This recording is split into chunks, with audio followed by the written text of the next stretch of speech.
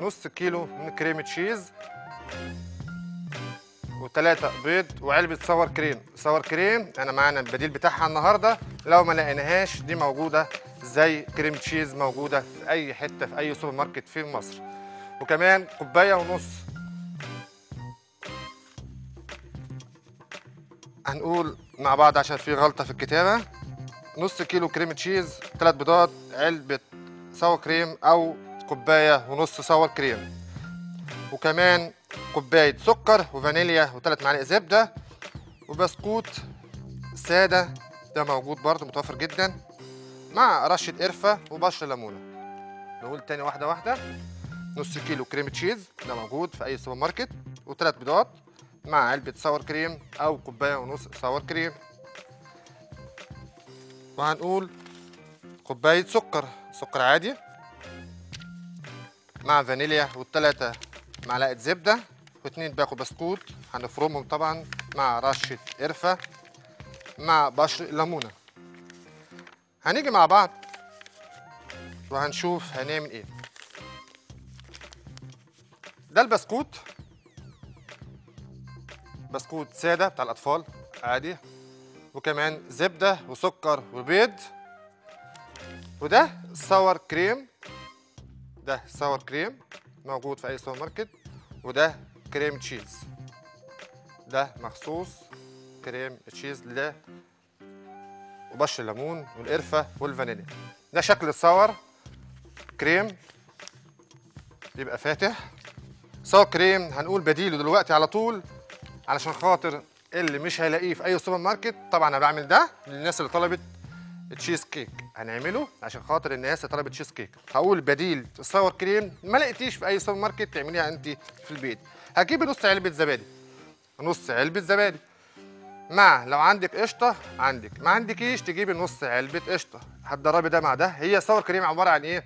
حاجه حمضيه، حمضي يبقى في لذعه، وكمان هتعصري فيها ليمونه، يبقى نص علبه زبادي مع نص علبه قشطه مع عصره ليمونه واحده او نص معلقه صغيره من ليمون او نص فص ليمون. ده بديل الساور كريم. هنيجي مع بعض اول حاجه نعملها، هناخد طبعا ده الساور كريم قلنا البديل بتاعه عشان خاطر حضراتكم تعرفوا اي حاجه مش هتلاقوها هتلاقوا عندنا احنا البديل بتاعها. هناخد اول حاجه الزبده، اول حاجه هناخد الزبده هنسيحها. مدام سامية الو، ليه حضرتك تسمية تاني؟ ام مريم الو. السلام عليكم. عليكم السلام ورحمه الله وبركاته. ازي حضرتك يا شيخ ازي نبيل؟ حضرتك يا فندم؟ ارجوكم ارجوكم ارجوكم، بقالكم دلوقتي 3 ايام البرنامج بيتعاد الساعه 1 و1 ونص. اه يعني احنا بننام بدري، يعني دي اول حاجه.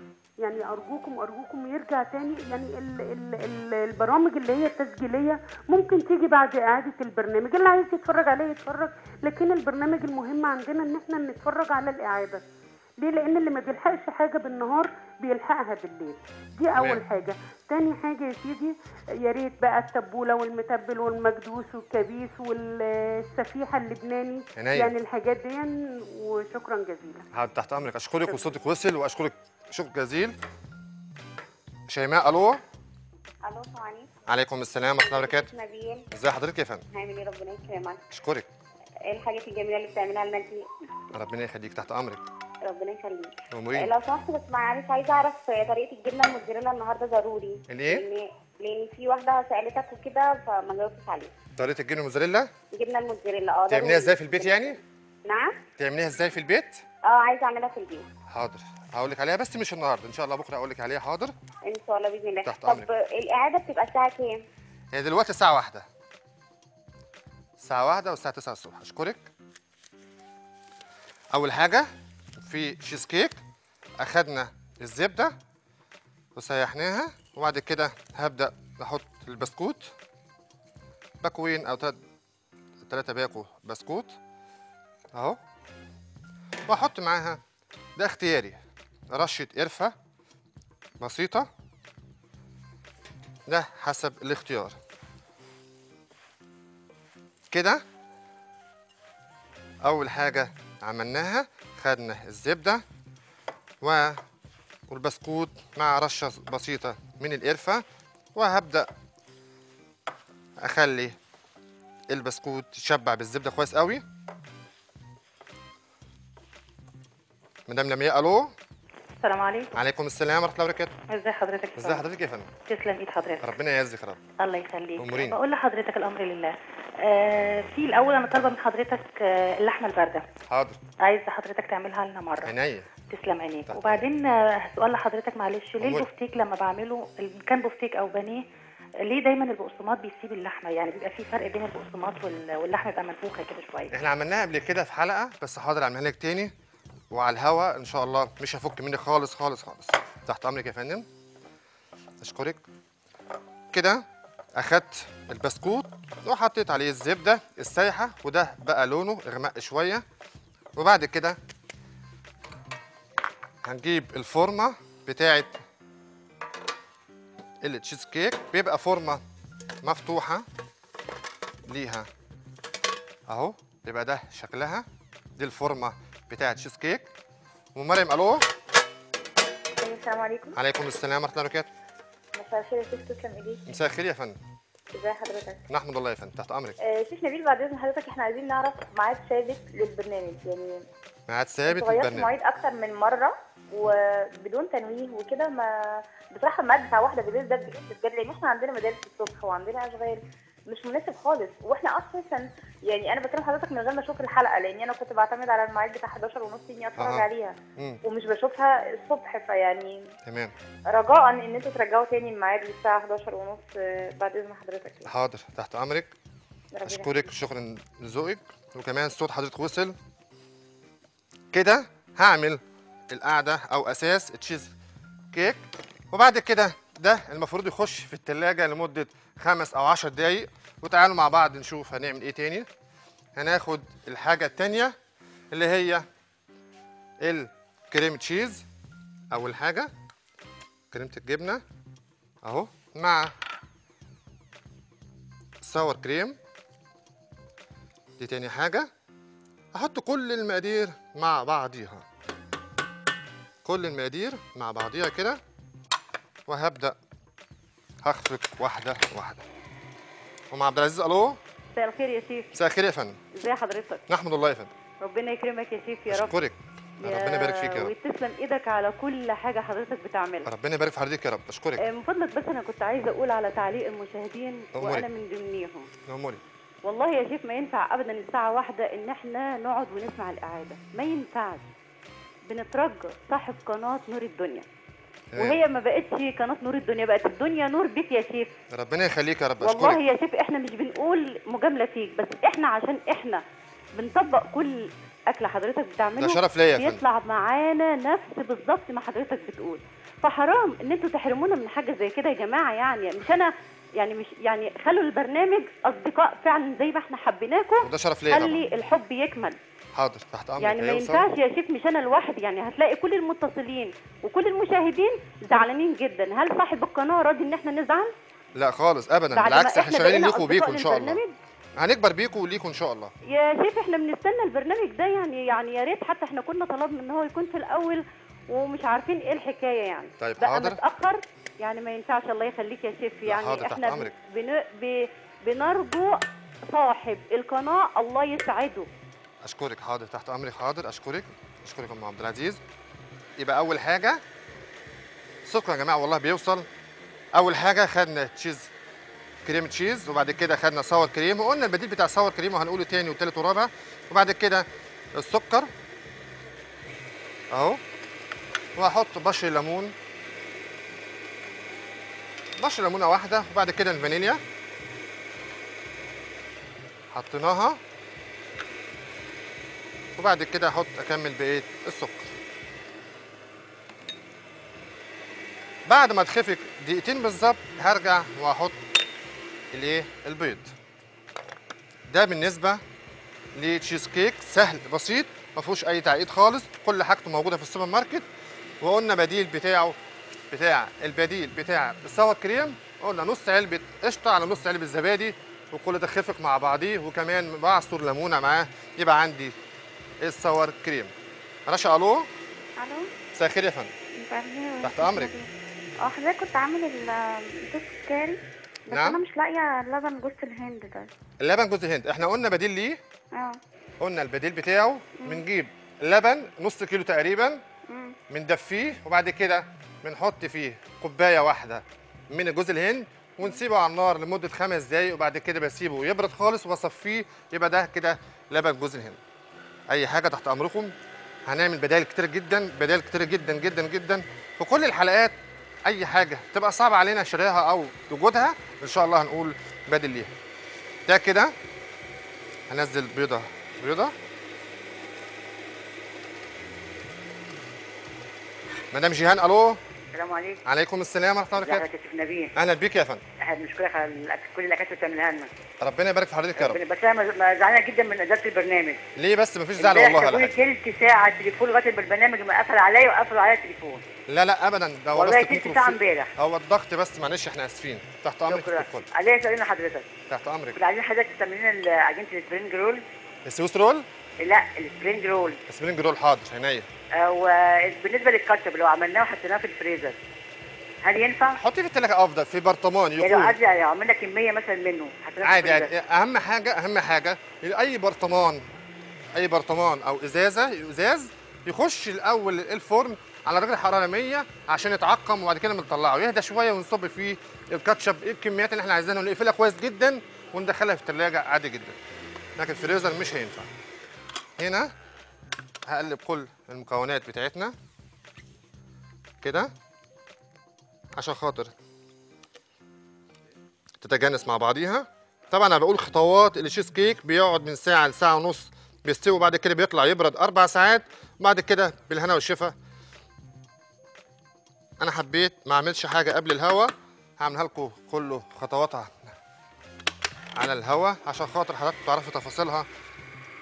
وبعد كده ده اسهل طريقه للتشيز كيك وان شاء الله هتبقى جميله جدا مع حضراتكم.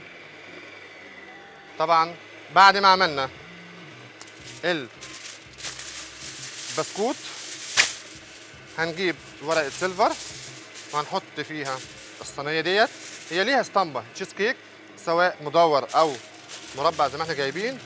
بنجيب ورق السيلفر عشان نعمل لها حمام ميه سخنه بالشكل ده كده. اهم حاجه عشان يحجب الميه ما تخشش جوه التشيز كيك بالشكل ده كده. واجيب صينيه كده او صينيه الفرن. وتاني حاجه يكون جاهز معايا بالشكل ده كده الخليط اللي هو الجبنه والساور كريم والسكر والبيض. ده كده جاهز معايا. وبعد كده هاخده كده اهو وافضيه.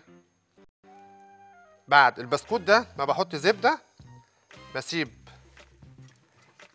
البسكوت والزبده في تلاجة لمده 5 دقايق، وبعد كده ببدا افضي المكونات اللي احنا عملناها بتاعه الكريمه بالشكل ده كده. انا هنا وانا بعمل البسكوت رفعت السور بتاعه عشان خاطر يبقى مفيش حاجه تنزل في الصينيه خالص. وده شكل ايه للتشيز كيك. الخطوه اللي بعد كده بنبدا نجيب ميه سخنه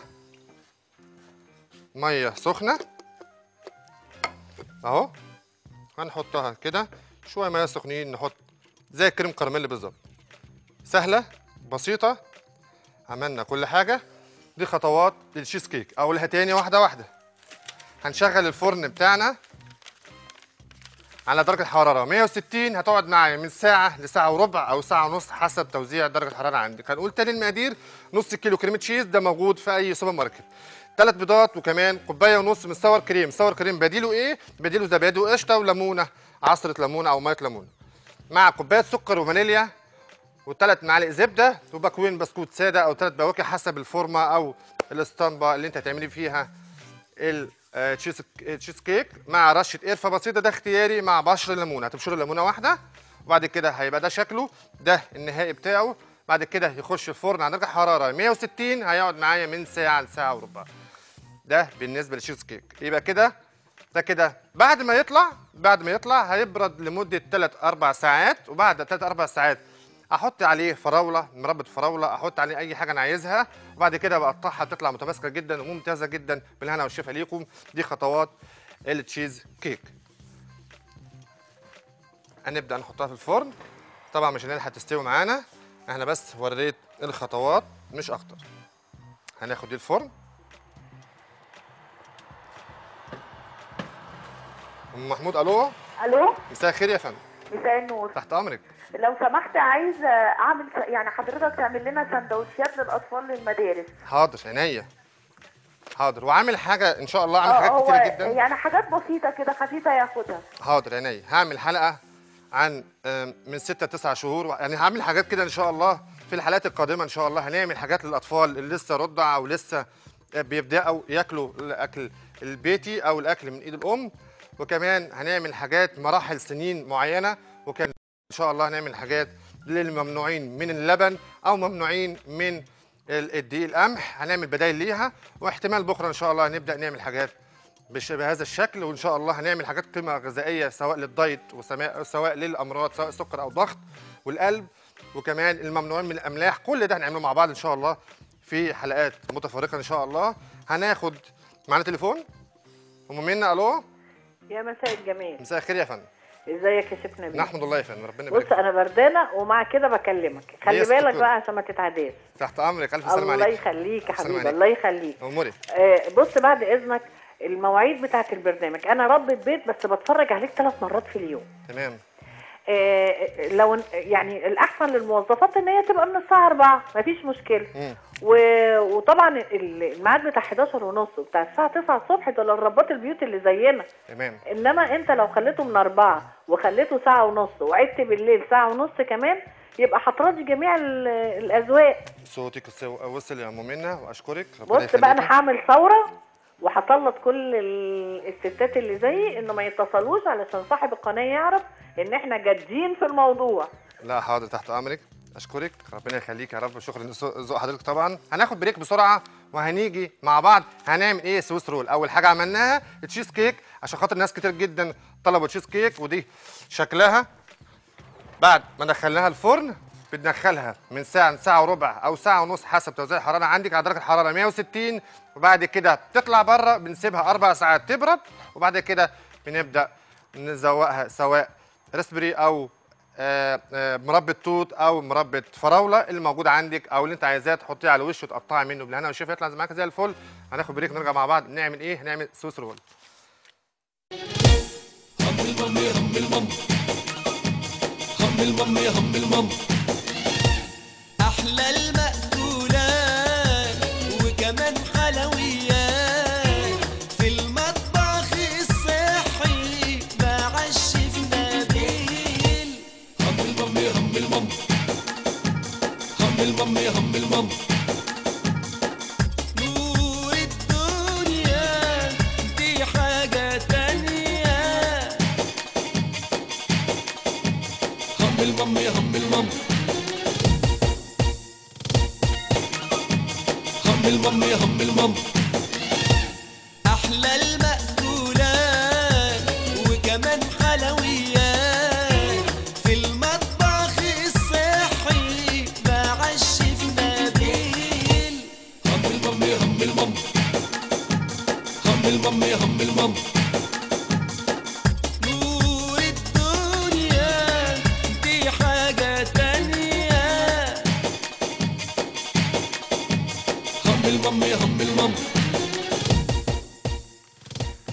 رجعنا مع بعض مع عملنا الاول تشيز كيك، عملناها مع بعض وخطواتها. طبعا اول حاجه هتقعد في الفرن درجه حراره 160، هتقعد معانا من ساعه لساعه وربع، بعد كده بتبرد لمده 3-4 ساعات، بعد كده بنشوف عاوزين المربى اللي تعجبنا ونقطعها بالهنا والشفا. يبقى ده التشيز كيك اول خطوه عملناها واول حاجه عملناها. تاني حاجه نعملها دلوقتي الطلب كتير جدا مننا اللي هو السويس رول الحلو او كيك الرول.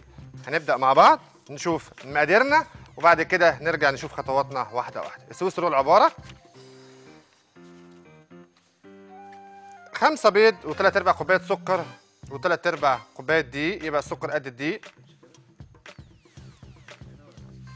بعد كده 2 معلقه كاكاو وفانيليا ورشه ملح والحشو كريمه لباني مع كريم شانتيه اللي هو كريمه شانتيه مع شوكولاته حب. ده اختياري الحشو، او مربى بس او مربى وسكر بودر، ده حسب الاختيار اللي حضراتكم تحبوه. هنقول تاني يبقى 5 بيض. اول حاجه 5 بيض، وتاني حاجه هناخد 3/4 كوبايه سكر و3/4 كوبايه دقيق مع 2 معلقه كاكاو. مش عايزه يتعمل بالشوكولاته يبقى يتعمل من غير الكاكاو، وكمان فانيليا ورشه ملح. والحشو بتاعها احنا هنعمله مش مربى، عايزين تحطوا مربى مفيش مشكله، مش عايزين مربى تحطوا كريم شانتيه وكمان شوكولاته حب، وعندك فواكه يبقى بالهنا والشفا ليك. نرجع مع بعض. اول حاجه ده 5 بيض، فاصل الابيض لوحده والاصفر لوحده، الابيض لوحده والاصفر لوحده. بعد كده السكر، وده الشوكولاته، انا جايب هنا شوكولاته جايبها من السوبر ماركت مع سكر بودر. هنشوف هنعمل ايه خطواتها، والملح وكمان الفانيليا، وده الكاكاو وده الدقيق. ولو عندي فواكه انا جايب فواكه جاهزه من السوبر ماركت، ده موجود. لو عندي قطع من اي فواكه في الدنيا تقدر تحشيها الحشوات اللي حضرتك تعجبك. وبعد كده اول حاجه هناخد بياض البيض، اي مضرب عندك في البيت، بياض البيض اهو. بياض البيض اول حاجه هنخفقها واحده واحده. ايه القصه بتاعته ايه؟ هو عاوز فوليوم، يبقى لازم اعمل له ايه اللي يثبت البياض البيض؟ اللي يثبته رشه ملح. رشه ملح هو اللي هيخلي القوام بتاعه ثابت بتاع السوس رول. يبقى السوس رول بنعمله حلو، لازم اعلي المكنه او عندك يدوي مفيش مشكله.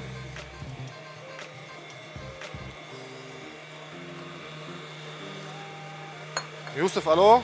الو، ازيك يا يوسف؟ الحمد لله. امرني يا قمر. الحمد لله. امرني يا حبيبي. شوف انا عايز تورته الايس كريم وتورته العنب. عينيا حاضر، هعملها لك حاضر يا يوسف، تحت امرك. شكرا ليك يا يوسف. يبقى اول حاجه في السويس رول بنعمل طريقتين. اول حاجه عملناها حطينا بياض البيض مع شويه من الملح، وبعد كده هنشوف هنحط شويه بشويه نص كميه السكر اهو، نص كميه السكر بالشكل اللي احنا شايفينه دوت. هيعمل معايا فوليوم واللون هيبقى ابيض بالشكل اللي احنا شايفينه. ام مروه الو. ايوه مساء الخير. الو. ايوه مساء الخير يا فندم. ازيك يا ابو مريم؟ اهلا وسهلا بيك يا فندم، تحت امرك. عامل ايه؟ نحمد الله. تسلم ايدك، الف سلام على اللي انت بتعمله كل ده. ربنا يخليك يا رب. والنبي تحت امرك. يا نبيل يا رب يخليك. عايزه مقادير البيتزا. نعم. مقادير البيتزا. عينيا حاضر، تحت امرك. اشكرك، تحت امرك.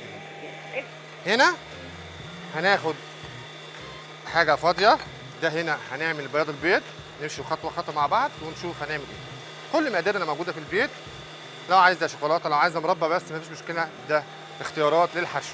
اما العجينه الاساسيه هنعملها مع بعض، ده بياض البيض مع شويه صغيرين من الملح مع نص كميه او نص كوبايه السكر، وبعد كده هنفضي مع بعض صفار البيض. يبقى فصلنا البيض عن البياض بالشكل ده. الاء الو. غريب. ازيك يا الاء؟ يا منور نور الدنيا، يا اجمل سيف في الدنيا، يعطيك الصحة ويعطيك العافية ويخليك لنور الدنيا. شكرا ليك يا الاء، ربنا يخليك يا قمر. شكرا ليك يا الاء. ليكي سؤال يا الاء؟ لا. ماشي يا قمر، شكرا ليكي. هنا اخدت البياض بخفقه مع شويه من الملح، وكمان لو عندك مضرب يدوي او مضرب على ايدك تضربي على ايدك مفيش مشكله، بس عشان خاطر وقت البرنامج مش هينفع ان انا اعمله على ايدي. اما هنا الصفار، حطيت صفارة بيض مع الفانيليا، وهحط شويه بشويه باقي السكر اهو، بيبدا يتماسك معايا اهو ما احنا شايفين، واحده واحده. نور الو. ايوه السلام عليكم. مساء الخير يا فندم. السلام. لو سمحت كنت عايزه اعرف الشوكولاته القطعه اللي قدام حضرتك دي من هنا ولا من بره؟ نعم. الشوكولاته القطعه اللي حضرتك حاططها مالها؟ من مصر هنا ولا من بره؟ من مصر هنا. منين دي؟ اي سوبر ماركت. لا بس انا دورت قبل كده ما لقيتش. لا يعني هل موجودين عند المحلات بتاعت العتبه؟ هي دي الشوكولاته موجوده طبعا في محلات العتبه ده اساسا، او ضرب البرابره، اي مكان بيع خامات حلواني هتلاقي حضرتك الشوكولاته ديت هو ده شكلها، او اي شوكولاته عندك ممكن تبشريها وتحطيها، يعني طيب ما تغلبيش. بالنسبه للمكنه اللي هي بتكتب دي، يعني افضل ماركه، ما تقولش الماركه، يعني ممكن الاقيها فين بالظبط هنا؟ اللي هي يا فندم؟ بالنسبه للمكنه، مكنه العجين دي مالها؟ يعني افضل، مش عايزه اقول لك ماركه ولكن تقول لي ممكن اجيبها منين المكنه اللي هي النوع كويس. حضرتك ترجعي للكنترول وهيقول لك ايه بالظبط هي الميكسر. ما عندكيش ميكسر يبقى المضرب بتاع البيض او بتاع البيت العادي او مضرب يدوي، اي حاجه مش فارقه خالص. هنا حطيت الصفار مع شويه من الفانيليا اهو، بدا يتماسك. بعد كده اهو بالشكل اللي احنا شايفينه دوت. وبعد كده حطيت السكر مع صفار البيض مع الفانيليا، ده اللي انا بعمله دلوقتي، بيبدا يتماسك مع بعضه. يبقى كده البياض والصفار بخفقه وبظبط درجه الحراره بتاعتي على درجه حراره 200، بيقعد معايا 10 دقايق بالظبط. ايمان الو. ايوه نبيل. مساء الخير يا فندم. ازي حضرتك؟ اهلا وسهلا بيك يا فندم. تسلم ايدك. ربنا يعزك. انا بس عايزه من حضرتك خدمه، عايزه طريقه عمل جبنه الموتزاريلا. الله يكرمك. جبنه موتزاريلا حاضر. يعني والله بس هي مكلفه علينا، احنا عايزين نعمل كل حاجه حضرتك تعملها لنا، بس هي هجهزها لكم واعملها لكم والحاجه مكلفه. حاضر هجهزها لكم. ربنا يكرمك يا استاذ نبيل. تحت امرك يا فندم. تحت امرك. بشكرك شكرا. الجبنه الموتزاريلا بتتعمل في البيت بس بيبقى صعبه شويه، في المصانع بتبقى افضل، فده هنحاول نبقى اقرب للحقيقه شويه، مش تبقى حقيقه. شايفين لي صفار البيض اهو، ده وصل لونه كده. بعد كده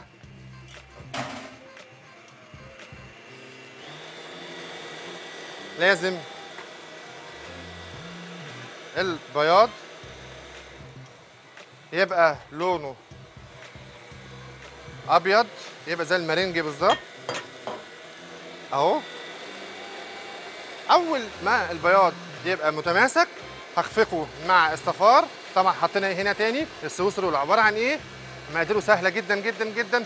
سيبكم الشوكولاته، سيبكم الكريمه الشانتيه، نقدر نحط مربى فقط لا غير، وفي الاخر نرش سكر عليه ونقطعه بالهنا والشفا. اما طريقه انا حابب اعملها النهارده متوفره عندي، مش متوفره عندك حطي مربى، حطي اي فواكه، انت حره في اختيارك في الحشو بتاع. اهو بدا لونه يتغير، يعني حطينا هنا بياض البيض وحطينا شويه من الملح وحطينا نص كوبايه السكر، ده بالنسبه لبياض البيض بتاع السويس رول. اما الطريقه الثانيه او الحاجه الثانيه، خدنا الصفار هنا مع فانيليا مع السكر او ربع كوبايه السكر اللي باقيه، وبعد كده ببدا اخفقها كويس جدا، وكده يبقى مستني البياض احط ده على ده. طبعا هنا هجيب الدقيق اهو، الدقيق اللي هو 3/4 كوبايه مع معلقتين الكاكاو. لو عاوزين نعمل شوكولاته، مش عاوزين هنعوضها بدقيق، ده اختياري، شوكولاته او ساده. يبقى هنخلطها كده مع بعض كده. مدام ندى الو. السلام عليكم. عليكم السلام يا فندم. ازيك يا نبيل؟ اهلا بيك يا فندم. تسلمي بيه. تحت امرك. من فضلك انا عملت السينابون وطلع حلو قوي. من هنا والشيف يا فندم. بس ليه الكريمه اللي وصلت الابيض طلع اصفر؟ طلع اصفر؟ مش طلع ابيض. طلع يعني ابيض ولا اصفر؟ الزبده والسكر واللبن والجبنه المكعبات دي. تمام. بس طلع ابيض، طلع اصفر مصفر. ابيض ولا اصفر؟ لا اصفر. اختاري حل. لا اصفر. طيب اخر كلام اصفر. احنا عملناه مع بعض هنا. ارجعي للمقادير تاني وان شاء الله تطلع معاكي ابيض يعني شاهق جدا. ارجعي للمقادير تاني وان شاء الله تطلع معاكي زي الفل. اشكرك. كده حطينا دي مع الكاكاو. مش عايزه كاكاو او مش عايزه شوكولاته عليها، تقدري تحطي دي فقط لا غير. وسام الو. الو. مساء الخير. مساء النور. تحت امرك. ازي حضرتك عامل ايه؟ الحمد لله رب العالمين تمام. انا بشكرك قوي على كل اكلاتك الجميله دي. اشكرك، ربنا يخليك يا رب، امورني. بص يا شيخ نبيل، انا كنت عملت صوابع الست اللي انت عملتها وعملت كل المقادير بالظبط، بس طلعت العجينه سايله خالص. تمام. فمش عارفه سالت ليه كده. مثلا المقادير اللي على الشاشه دي كانت غلط ولا ايه؟ حاضر، تحت امرك. بس لو سمحت تقولها لي دلوقتي بس النبي. عينيا ليكي، حاضر. شكرا ليكي يا وسام، اشكرك. يبقى هنا نرجع تاني السويس رول. مقاديره بنحط 5 بيضات، بنفصل البياض لوحده اللي هو ده لونه اهو، شايفين؟ ده بقى لونه. وكمان الصفار بنفصله تاني، بدأ يتماسك اهو زي ما احنا شايفين. همشي خطوة خطوة مع حضراتكم عشان خاطر نشوف احنا بنعمل ايه. ده طبعا البيض اللي احنا حطيناه، وحطينا معاه شوية من السكر او نص كمية السكر مع شوية من الملح اهو. ده البياض وده الصفار.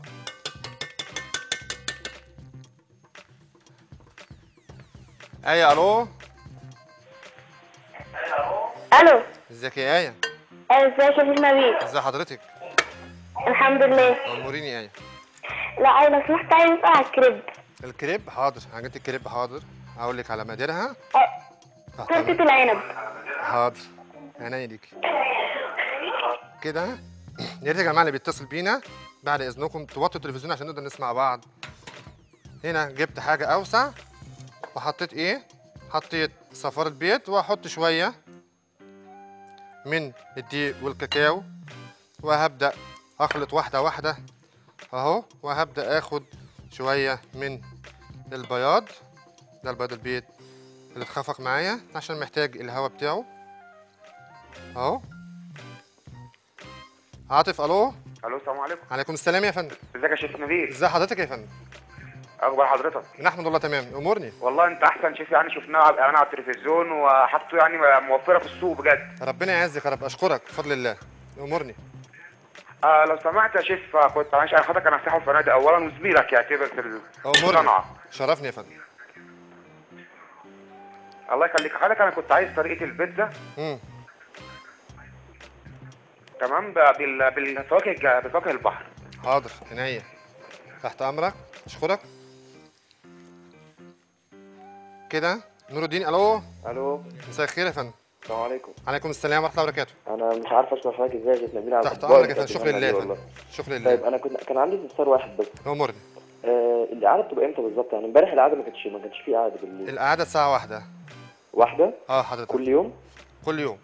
طيب خلاص ماشي، شكرا. تحت امرك، اشكرك يا فندم، شكرا ليك. هنا بنحط جزء وجزء، بنبدا ببياض البيض وننتهي ببياض البيض. يبقى هنا عشان خاطر الهواء ما يضيعش مني باخد خطوه خطوه. الصفار بحط عليه سكر وشويه من فانيليا وابدا اخفقه واحده واحده زي ما احنا شايفين كده. وبعد كده البياض يكون عمل معايا فوليوم او دخل فيه الهواء، اتخفق كويس جدا اهو. واحط شويه من البياض البيض. دينا الو. الو. ايوه عليكم السلام. ازيك يا فندم؟ عايز اسال عن طريقه الكيك. طريقه الكيك؟ طريقه الكيك ايوه. حاضر. كيك الهوا او أيوة. كيك الاسبونش يعني؟ ايوه حاضر. يكون بس ما يكونش معجن من جوه، اصل لما بتعمل بيبقى معجن. لا هقول لك على مقادير كيك الخلاط، دي اسهل طريقه عملناها، وكمان انجلش كيك عملناها. حاضر هبعنيها لكم تاني، دي كانت من حلقات قبل كده. زي ما احنا شايفين بنخلط واحده واحده من تحت لفوق كده، واحط بقيه كل المقادير اللي احنا عملناها مع بعض. فاطمه الو. الو. ازيك يا فطومه؟ ازيك؟ ازيك يا قمر؟ انا كنت عايزه اسال 3 حاجات. امور خليهم 4. ماشي، انا عايزه الساندوتش الفياجرا بتتعمل ازاي؟ يا سيدي يا سيدي. والصوبيا، في صوبيا بتتاكل مزه. وفي حلوه. انا عايزه اعرف طريقتها. حاضر. والكاليماري المحشي بالجمبري. يا سيدي يا سيدي، حاضر. بس المهم الصوبيا.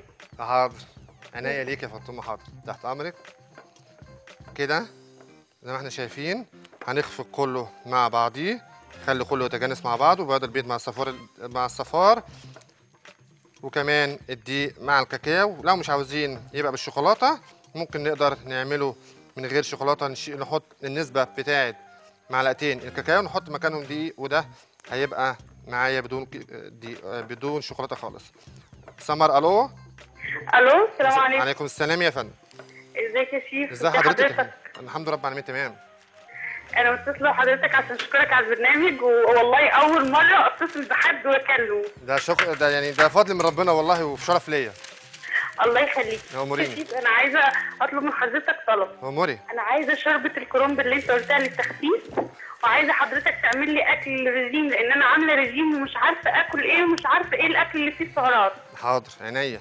كل السعرات هنقولها بالمقادير بكل حاجه، كل حاجه هنقولها مقادير السعرات، يعني اي اكله نعملها هننزل معاها السعرات بعد كده، بس ده ان شاء الله واحده واحده مع بعضينا بيكم وليكم ان شاء الله هنعمل كل حاجه.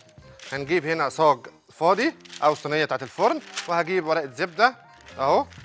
نقدر نعمل ايه اهو، نيجي مع بعض نشيل ده كده عشان نشوف السويس رول بيتعمل ازاي اهو. دي الصينيه او الصاج بتاعي اهو، وهجيب ورقه زبده. ورقه الزبده طبعا موجود في كل حته. انا كده بس انا باخد بس زي ما احنا شايفين، باخد قطع صغيره في الجناب كده من نفس الكيكه عشان تلزق الورقه ما تروحش مني ولا تزهقني وانا بعمل اهو. ادي الورقه هنلزقها اهو. كل حاجه نقدر نفكر فيها نعملها زي الفل. ام عبد الله الو. ايوه السلام عليكم. عليكم السلام ورحمه الله وبركاته. ايوه شيف نبيل سلام عليك. اهلا بيك ربنا يعزك. الله يكرمك يا رب. انا بس بسال، هو حضرتك ما حطيتش بيكنج باودر على العجينه؟ لا خالص، انا مش عاوز هنا رفع خالص، انا عاوز راق رفيع، مش عايز اي ماده رفع. هو البيض كمان هيرفع شويه وفي الاخر هينزل تاني. يعني بتاكد بس من المقادير. لا تحت امرك يا شكرا جزيلا. تحت امرك اشكرك. مع السلامه. هنا هناخد المقادير بتاعتنا اهو، هنفضيها على ورقه الزبده. لازم ورقه الزبده موجوده في اي حته ومتوفره في كل بيت، ان ما عندوش يجيب ورق زبده. ام منا الو. السلام عليكم. عليكم السلام ورحمه الله وبركاته. حبيب امك. ازي حضرتك يا فندم؟ انا بتصل بيك للمره الثانيه. اهلا بيك يا فندم. الله يخليك يا حبيبي. بص بعد اذنك الكيكه اللي في الخلاط يا ريت النهارده تكتبها لي بس على الشاشه. حاضر تحت امرك. وعايزه منك طلب لو سمحت. اموري. تشكر لي اللي بيغسل وراك الادوات. حاضر والله ده الله يكون في عونه يعني. كله بيتعب هنا. انا عارفه والله، بس دايما الناس بتشكر كل الناس، انما هو بقى ده اكتر واحد بيتعب. طبعا وانا كمان بشكره معاكي بجد. اشكرك. الله يخليك. وشكرا لذوق حضرتك طبعا. الله يخليك. وشاركه الجميل دوت. انا متشكر ليك جدا فعلا. كل حد في قناه نور الدنيا بنحب يبقى المعلومه واصله للساده المشاهدين، وكلنا شغالين ليكم بيكم ان شاء الله. هنا بفرد هنا بسكينه او لو عندي سباتيول زي اللي في ايدي دوت بتاع الحلويات، ببدا افرد الكيكه بالشكل ده. بتقعد معايا تقريبا 10 دقايق زي ما احنا شايفين. بوزعها بالتساوي اهو. حاجه سهور الو. ايوه مساء الخير يا فندم. عليكم السلام ورحمه الله وبركاته. كنت عايز اسال والنبي يا شيف نبيل الصوص الابيض بتاع السينابون مقاديره ايه واعمله ازاي؟ حالا ينزل على الشاشه تحت امرك عينيا. متشكره جدا. تحت امرك تحت امرك كل تحت امرك. سنه وانت طيب. ساعة السلامه يا ست الكل. اشكرك. ده ادي السويس رول. العجينه بتاعته هنظبط درجه الحراره 160 هيخش بالظبط اسف 200 وهيخش بالظبط 10 دقايق. ادي الكيك درجه الحراره بتاعته 200 وهيخش 10 دقايق. مين معايا؟ مدام هند الو. السلام عليكم. عليكم السلام ورحمه الله وبركاته. لو سمحت يا شيف عايزه بس طريقه عمل النجريسكو واللازانيا. اللازانيا حاضر والنجريسكو عينيا ليكوا حاضر. طب وممكن اطلب طلب؟ تحت امرك. حضرتك الاعاده متاخر قوي، احنا مش بنلحقها عشان ظروف شغلنا، ممكن تخليها الميعاد القديم؟ حاضر هوصل الصوت دوت زي الساده المشاهدين. تحت امرك حاضر. هناخد معانا تليفون. مدام حنان الو. الو مساء الخير يا فندم. الو السلام عليكم. عليكم السلام ورحمه الله وبركاته. ممكن لو سمحت تساعد لي بس بالمقادير السويس رول لان احنا لسه جايين من شغلنا حالا. من عيني. الحمد لله على السلامه. حاضر عينيا. هناخد بريك ونرجع مع بعض نعيد مقادير السويس رول تاني وهنقول خطواتها وهنزين اللي احنا عاملينها قبل الهوا. بريك ونرجع تاني. هم المام يا هم المام، هم المام يا هم المام، احلى المأكولات وكمان حلويات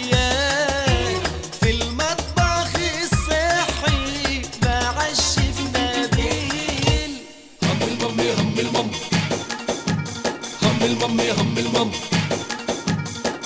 نور الدنيا دي حاجة تانية. هم المم يا هم المم. أحلى المأكولات وكمان حلويات في المطبخ الصحي مع الشيف نبيل. هم المم يا هم المم. هم المم يا هم المم. نور الدنيا دي حاجة تانية. هم المم يا هم المم. سويس رول زي ما احنا عملناها قبل الهوا. طبعا بندخل الكيك بتاعنا بنخليه كله في سمك واحد تقريبا، بيقعد معانا تقريبا 10 دقايق او 12 دقيقة. بعد ال10 دقايق او 12 دقيقة بيطلع، وده بيبقى شكله اهو. ده بيبقى شكله. وبعد كده بنبدأ بحرف السكينة. لو في زيادات والورقة ما كفتش معايا ببدأ اهو اسيبه يبرد شوية واحط عليه ورق الزبدة، او الافضل اللي انا اول ما بيطلع معايا بالشكل ده كده. ادي انا اوريها لكم، بس انا كده كده عامل واحدة اهو. بعد كده هجيب ورقة زبدة تانية اهو، هنيجي مع بعض اهو. ورقة زبدة تانية اهو، وهنقلبها كده ونشيل الصاج ده خلاص مش عايزينه. ادي كل حاجة عملناها مع بعض كده، ونبدأ مع بعض نشوف. دي لازم نشيلها واحدة واحدة، وبتتشال اهي زي ما احنا شايفين اهو. بتتشال واحدة واحدة اهي زي ما احنا شايفين اهو، عشان ما حدش يجي يقول ما عرفتش اعملها او صعب عليا اهو. شايفين اهو. منى فايزة الو. يا شيخ نبيل، مساء الخير يا فندم.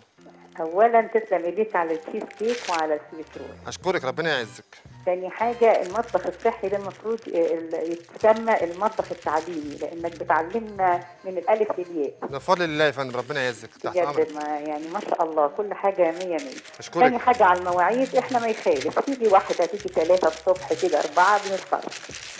حاضر، ده شرف ليا والله. فما اشكرك. بيخالفش يعني. ربنا يخليك يا رب. المهم ان احنا نشوفك في القعده وبس. ربنا يخليك يا رب. اشكرك. تسلم ايديك على كل حاجه. اشكرك ربنا يخليك يا رب. اشكرك شكرا لذوق حضرتك. طبعا دي اللي انا عاملها قبل الهوا، شايفين هي دي شكل الكيك اهو. ده شكل الكيك. طبعا اول ما بتطلع بشيل منها الورقه زي ما احنا شفنا كده بالظبط في الثانيه اهو. ادي اللي احنا عاملينها دلوقتي مع بعض اهي، ده شكلها. اما اللي احنا عاملينها قبليها اهو اهو. دي كل حاجه بنعملها مع بعض لازم نغطيها بورقه بسرعه عشان خاطر ما كمان ما تنشفش مننا خالص، تبقى طريه خالص. دي كده خلصت. يبقى كده ورينا خطوات السويس رول. تاني حاجه هنبدا نعمل ايه؟ هناخد حبيبي الو. مساء الخير يا فندم. شيف. تحت امرك. ازيك يا شيف؟ نحمد الله يا فندم. لو سمحت انا كنت عايزه طريقه الكوكيز. الكوكيز حاضر. نعم؟ حاضر تحت امرك. كنت عايزه طريقه الكوكيز وتورته الايس كريم. وتورته الايس كريم عينيا ليكي. حاضر تحت امرك. هنا باخد كريم شانتيه وابدا اوزعه بالشكل ده كده. هسيب الحروف. لو عايزين نحط مربى وسكر بودر ده اختياري. رانيا الو. الو السلام عليكم. عليكم السلام ورحمه الله وبركاته. ازيك يا شيخ نبيل؟ ايه ازي الحاجات حضرتك؟ الحلوه دي؟ اشكرك يا فندم. تسلم ايدك. تحت امرك. كل حاجه انت بتعملها بجد تحفه وجميله. ربنا يبارك في حضرتك يا رب. اشكرك. بالنسبه للمواعيد يعني واحده دي متاخر خالص عشان دراسه والشغل وكده، يا ريت يا تبقى 11 ونص يا تبقى بدري، وبعدين احنا عايزين نتابعك على طول يعني مش عايزين نسيبك خالص. يا والله ده شرف ليا، وانا نفسي تتابعوني بجد. انا كفايه ذوق حضرتك. اشكرك ربنا يخليك. بفضل الله. بسمتك اللي تجنن دي وربنا يبارك لك يا رب بفضل الله. ويديك الصحه ان شاء الله. امين يا رب. اشكرك بجد. شكرا لشغل حضرتك. طبعا كده انا فردت هنا ده كريم شانتيه ركبت كريم شانتيه جاهز وضربته في كريمه لباني او لبن ساقع، بيبقى ده شكله. اي حروف زياده بعد كده هشيلها واحده واحده مع بعض. شايفين؟ محي الدين ابو العز، ازيك يا شيف؟ ازي حضرتك؟ كويس الحمد لله. عامل الشارع بتاعك عامل ايه دلوقتي؟ ماشي ولا لسه واقف؟ انا لسه واقف. ازيك يا حبيبي؟ امورني. حضرتك كنت عايز اعرف طريقه السوجي اللي بتتاكل. عينيا حاضر، لسه ده تاني سؤال حاضر هنقولها لك وهنعمل لك عمل ان شاء الله حاضر. دي اول حاجه عملنا الكريمه، وبعد كده هبدا احط شوكولاته كده. الشوكولاته ديت ممكن تبقى مربى بس بدل الحشو بتاعها بتاع السويس رول، ممكن يبقى مربى دايت او الناس اللي من الدايت. السكر طبعا عارفين بيجيبوه ازاي. وكمان نقدر نعمل ايه، نقدر نحط اي مربات مش فراوله زي ما انتوا عايزين، بس انا حابب اعمل فكره جديده. مدام مروه، الو. الو، مساء الخير. لا مش الحمد مدام. لله. ازيك يا انسه مروه؟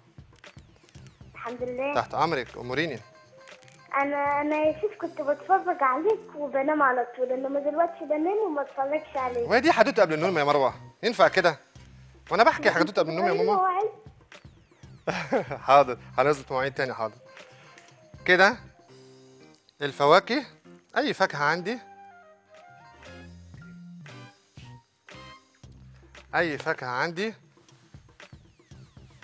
بحطها بالشكل ده كده مع الشوكولاته اهو، ونبدا نشوف هنعمل ايه. طبعا ده كمبوت جاهز، لو عندك فاكهه تقدري حضرتك تحطي الفاكهه اللي انت عايزاه. مدام وفاء، الو. السلام عليكم. عليكم السلام ورحمه الله وبركاته. ازيك يا نبيل؟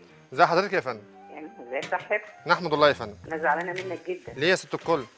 حضرتك احنا بنخرج الساعه 3 من الشغل، يعني بنحضر جزء صغير من فتره الظهر. تمام. فطبيعي بنقعد 11 ونص نتفرج عليه. تمام. الساعه 1 دي ما تنفعش، ده في مدارس وفي احنا بنصحى الساعه 6 عشان نروح الشغل. فمعنى كده انت بتستحرمنا منك يعني في اليوم كله؟ والله مش انا خالص، بس حاضر هرجع لاداره القناه. حاضر نشوف يعني لكم. احنا ما صدقنا نتعلم حاجه. والله ده شرف ليا يا فندم. والله بتحاربونا ليه طيب؟ ببذل قصارى جهد ان شاء الله اني اساعدكم وكمان اساعدكم في اي حاجه. يعني احنا بنخرج 3 على ما بروح في 3 ونص 4 على تلت بلحق جزء صغير. طيب حاضر هرجع. حاضر هنشوف موضوع الساعة 1 المواعيد. دي يعني نخلص 2 وربع صعب قوي يعني. حاضر يا فندم، تحت امرك. حاضر، صوت حضرتك وصل طبعا، اشكرك. هنرجع مع بعض بعد ما حطينا كريمه او كريم شانتيه، بعد كده حطينا الفاكهه اللي عندنا او الشوكولاته او مربى اي نوع انتوا عايزينه. بعد كده هنبدا بقى واحده واحده هنشوف هنعمل ايه اهو. ده كده، وبعد كده نتني الورقه. اهم حاجه نمشي مع بعض خطوه خطوه اهي. طبعا كل ده كله هيتزق واحده واحده كده، واحده واحده زي ما احنا شايفين كده اهو. بعد كده زي ما احنا شايفين هلف الورقه دي كده اهو. نمشي واحده واحده، مش بنمسك كده خالص اهو. بعد كده هلف كده، والزياده عندي ما اقلقش خالص، هشيلها خالص من هنا اهو. اشيل الزياده مش مشكله خالص في اي طبق عندي عشان خاطر تقفل معايا تبقى زي الفل مقفوله وجاهزه معايا. بعد كده هجيب الكيكه نفسها اهو واقفلها بالشكل ده كده، قفلت معايا. ده الرول اللي احنا عاملينه كده. بعد كده هنبدأ نشوف هنعمل ايه. ده شكلها، هنزقها جوه شوية عشان نقفلها كويس اهو، واحدة واحدة اهو. لازم نقفلها كويس. هتأكد ان هي اتقفلت ازاي كويس، اللي انا بعمل لها اهو قفل كويس جدا اهو بايدي. وبعد كده هبدأ هجيب سكر بودر، او اجيب الاول الكاكاو هجيب الاول الكاكاو اهو، واحده واحده مع بعض في كل حاجه بنعملها. نحط الاول الكاكاو بالشكل ده كده، ده تزيين، طريقه تزيين زي ما انت عايزه في البيت تقدري تعمليه بالشكل ده كده. وعندي فكره تانية نقدر نعملها، هجيب ورقايه كده وورقايه كده، ورقه زبده برضو، ورقايه كده هعملها ب3 بس اهو. واجيب برضو سكر بودر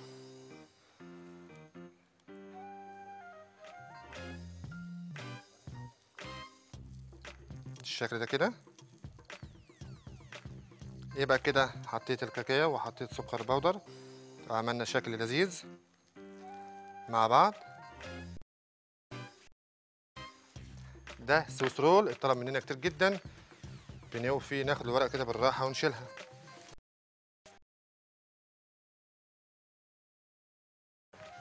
التالت، ونبدا نجيب سكينه حاميه ونقطعها بالراحه بالشكل ده كده اهو.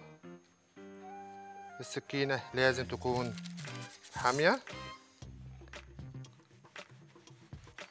وده شكل السويس رول النهائي. هقطعها كويس عشان خاطر حضراتكم تشوفوها. طبعا سهله وبسيطه، ما خدتش مننا اي مجهود خالص. ده شكل السويس رول بالشكل ده كده. وهبدا اجيب طبق للتقديم وهشيلها واحده واحده. ادي السويس رول عملناه مع بعض عشان خاطر حضراتكم طلبتوه كتير جدا اهو. هنقدمه، ممكن نحطه كده، نحط ده كده، عملناه مع بعض. وده طبعا ده شكله، نشوف شكله بقى ازاي. ولو عندي باقي فاكهه اقدر ازين. ام مصطفى الو. السلام عليكم. عليكم السلام ورحمه الله وبركاته. ازيك يا ابو مريم؟ اهلا بيك يا فندم. ازيك؟ وطي حضرتك التلفزيون لو سمحت. انا والله متشكره جدا جدا على الحاجات الجميله تحت امرك يا فندم، كله بفضل الله. ويا ريت حضرتك معلش والنبي يسعد لنا اللي حضرتك بتعملها دي جميله والنبي. كل المقادير تنزل حالا. تحت امرك. حاضر. طيب والله شكرا. تحت امرك يا فندم. تحت امرك يا فندم. طيب والنبي انا عايزه معلش شوربه الكرنب الله يخليك. حاضر. شوربه الكرنب بكره ان شاء الله اول الحلقه هنقولها تاني. ده مقادير السويس رول اللي احنا عملناه مع بعض،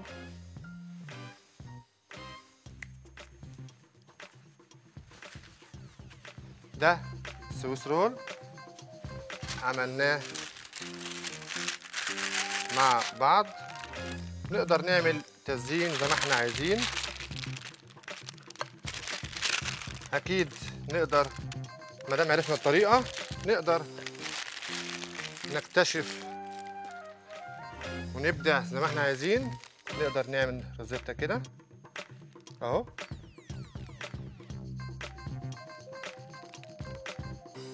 نبدع بافكارنا كده. ونقدر نحط بقى لو عندي اي فاكهه. ناس سويس رول عشان طلبت مننا كتير جدا جدا، سواء على صفحات الفيسبوك او في تليفونات حضراتكم في شركاتهم طبعا كل يوم. نتمنى تتابعونا. ام طه الو. السلام عليكم. عليكم السلام ورحمه الله وبركاته. مساء الخير. مساء الخير يا فندم. ازي حضرتك يا شيف؟ نحمد الله تمام يا فندم. تسلم ايديك بصراحه، كل حاجاتك اللي بتعملها بتبقى جميله واكثر من روعه بصراحه. اشكرك ربنا يخليك. بس حضرتك عودتنا ان كل حاجه بتعملها باستفتاء، يعني استفتاء الاكلات وكل حاجه. ميعاد البرنامج ما عملتش معانا كده، يعني فوجئنا ان الساعه 1 البرنامج بتاع حضرتك. الخريطه بس اتغيرت شويه، او في الخريطه بس هي المشكله، مش انا خالص. بس حاضر. بس حقيقي البرنامج كده مش يعني حضرتك القناه لسه جديده والمفروض يكون فيها اعلى نسبه مشاهده، انتوا كده بتخلونا ما نتفرجش عليكم خالص. لا حاضر. لا طبعا شرفونا، ودوت هيوصل حالا للاداره، واشكرك شكر جزيل. وطبعا ده نرجع لبعض تاني نشوف ده السويس رول عملناه مع بعض، وكمان التشيز كيك عملناه وقلنا خطواته، لكن مش شرط يبقى. هنجيب ده طبعا احنا قلنا بيقعد ساعة وربع تقريبا او ساعة ونص في الفرن، وبعد كده بيطلع يبرد لمدة 4 ساعات ويتحط في التلاجة، ونقدر نحط عليه مربى. والسويس رول نقدر الكيكة هشة جدا. هوريكم اللي احنا عاملينها على الهوا، دي اللي احنا عملناها مع بعض. ادي الكيكة اللي احنا عملناها مع بعض اهي، طبعا طرية جدا وهشة جدا اهي عشان خاطر، وكمان طعمها تحفة بجد. نقدر نحشيها مربى، نقدر نحشيها اي نوع فاكهة، نقدر نحشيها كريم شانتيه زي ما انتم عايزين تعملوه. بالهنا والشفا. يا رب يكون النهارده حلقة النهارده بسيطة وسهلة، وان شاء الله انتظرونا بفضل الله. هنعمل مفاجآت كتير جدا، كل حاجة ليها بدايل، وان شاء الله هنعمل حاجات كتير جدا للاطفال وللكبار، وهننفذ كل طلباتكم بس واحده واحده مع حلقات متفرقه ان شاء الله. واشكركم والسلام عليكم ورحمه الله وبركاته. هم المم يا هم المم، هم المم يا هم المم، احلى المأكولات وكمان حلويات في المطبخ الصحي مع الشيف نبيل. هم المم يا هم المم، هم المم يا هم المم، نور الدنيا دي حاجة تانية. هم المم يا هم